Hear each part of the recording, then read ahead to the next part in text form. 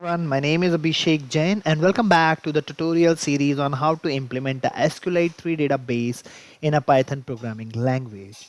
In the previous part, we understood how we can parameterize our SQL statement with two ways. One where we can just have a question mark in place where we pass a value to the column, and another thing is we can just define a name with where we can pass the values of these columns in a form of dictionary, right? This is how we have done it, right? So if you haven't watched my previous video and if you are interested to know how to parameterize the SQL queries, you can just watch that. I'll provide the link into the description below. And in today's video, we just gonna understand two more frequently used aspect, the execute script. And this execute script is another method of a cursor which actually help us to execute the multiple SQL queries. Be mindful, it is for executing a different queries, not to it's execute the same query with a multiple values of the same column. And next we just gonna see how we can iterate through if we are having a multiple records extracted with the cursor, right? So because we haven't covered that part, but though it's very easy, but definitely I would like to cover that as well, right? So as I mentioned, that what we need is we need a multiple SQL statement. So just to expedite this, what I have done is I have created a four queries, and let me just explain what those queries are. Maybe I could just put it here. Okay, so those queries are basically, first I'm just dropping two tables, which is stock and stock price, and you can just choose whatever name you have. And then I'm just creating those two tables, stock, and this stock is having stock ID, stock name, and a stock symbol. And then another stock price, which has stock ID, stock name, stock symbol, and then we have quantities and price, right? So we have these five columns in a stock price table. What if I want to execute all of them in one go? So that is where this execute scripts become handy. And this is not the only place, but you can just put all of your queries into the file, and that's also we're gonna see in this video, right? So how we can just put all the queries in a file and how we can just execute from there, right? So here what I have to do is I have to just pass all the statement. Basically, if those are not in a variable, I can just copy paste all these commands and put it here, right? So but now I'm just gonna use f string, and to use f string we have to pass the curly braces, and I have to just give the name, right? And then I have to provide the another one. Okay, and similarly, so what would happen is in this app string, this is going to be expanded. The value of these variables are going to be expanded, and those will work as a individual queries. And this execute statement is gonna execute them, right?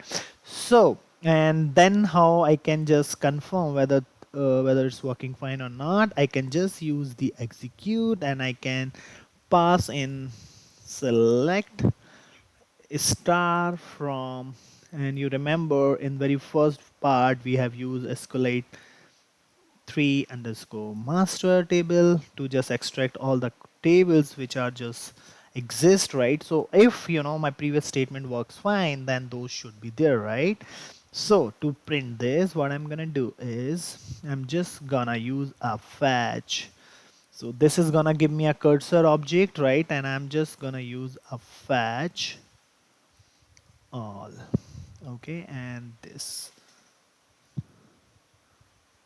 is going to be okay. So now this looks good, and then let me, I don't want to save them, right? So let's exec these program here, right? And let's run it and let's see what happens. uh, oh, it's not Sqlite3, it's Sqlite. So let me just remove this. Okay, so can I see my stock table getting created? Then, yep, and stock price is also, right? So it's there, right? So basically what we had done is we have just first dropped these tables and then created. So let me just run it one more time and see, I mean, if all of them are executing. Yep, so it looks like it's getting created. It's, I can, with execute script, I can just, execute multiple scripts. What if I want to put all of them, into the one file, and from there if I want to execute, okay, so how can I do that? So let me just put all of them and I'm just gonna remove this now from here, delete. Okay, and this looks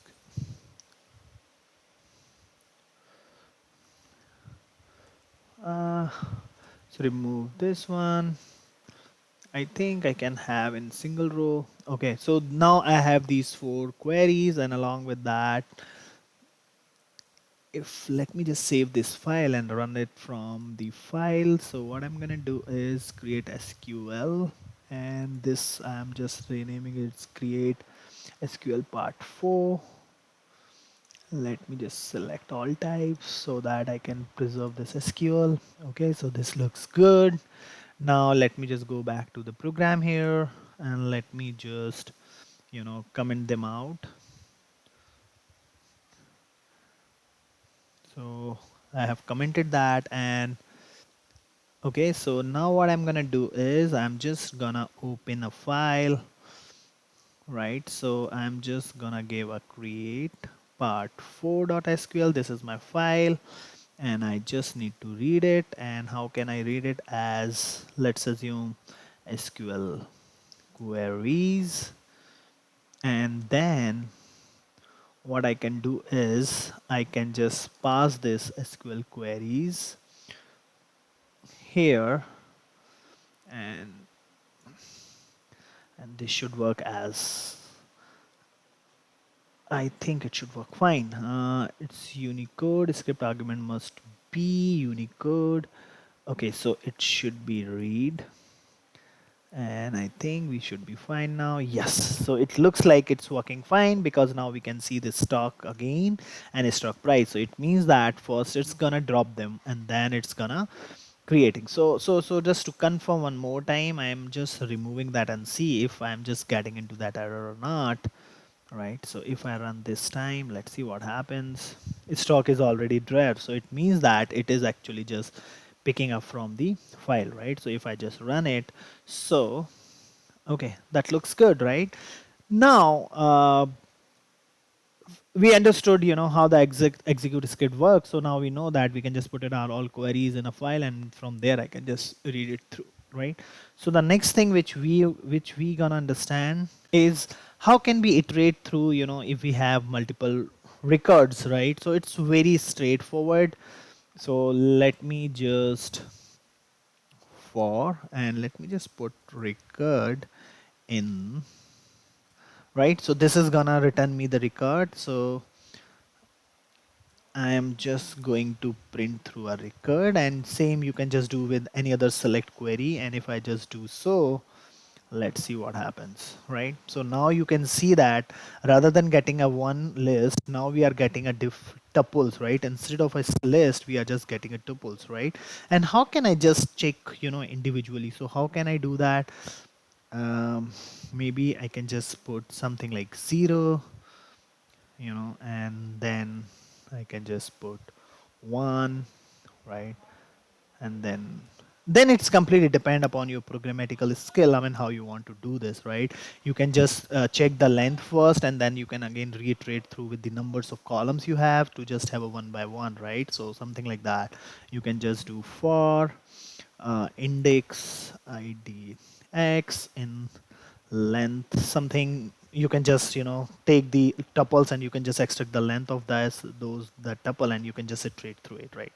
So that's it from my side for this particular video. If you have any feedback or suggestion, or if you want to understand more about anything specific in SQLite in more detail, just please feel free to put that into the comment section, and I would do my best to just come up with the videos to just provide more insight on that particular topic. And if you have any other feedback or suggestion which you think that will make my tutorial series more effective, more easy to understand, please feel free to just put that so that I can just incorporate in my future video. Thanks for watching this, and as always, stay healthy and keep learning a new stuff.